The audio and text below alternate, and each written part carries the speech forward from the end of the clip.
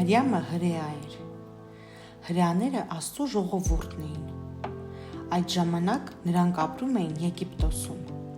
Մի անգամ Եգիպտոսի թագավորն ասաց. «Իմ երկրում շատ հրեաներ են ապրում։ Ես հրամայում եմ այսօրվանից սպանել բոլոր հրեա նորածին տղաներին»։ Մարիամը փոքր եղբայր ուներ։ Նա ուզում էր եղբորը թաքցնել թագավորի զինվորներից։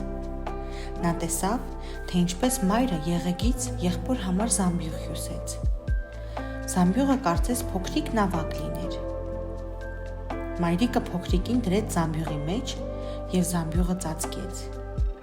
«Մենք փոքրիկին կթաքցնենք գետի երկայնքով աճող խոտերի արանքում», ասաց մայրը։ «Այնտեղ ոչ ոք չի լսի նրա ձայնը։ Մարիամ, դու էլ կթաքնվես նրա հետ, որպեսզի հոգաս նրա մասին»։ Շատ չանցած Մարիամը տեսավ, որ թագավորի աղջիկը և ծառաները եկան գետը լողանալու։ Երբ արքայադուստրը մոտեցավ այն տեղին, որտեղ թաքնված էին Մարիամը և իր փոքր եղբայրը,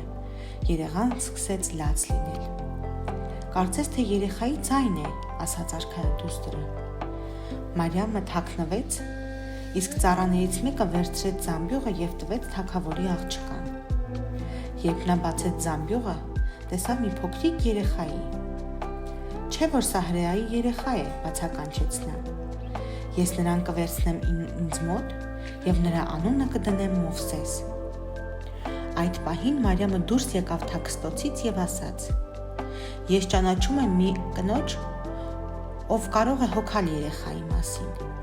«Լավ», ասաց արքայադուստրը, «գնա և բեր այդ կնոջը»։ Մարիամը վազելով գնաց տուն մորը կանչելու։ Նա երջանիկ էր, որ կարողացավ եղբոր համար անվտանգ մի տեղ գտնել։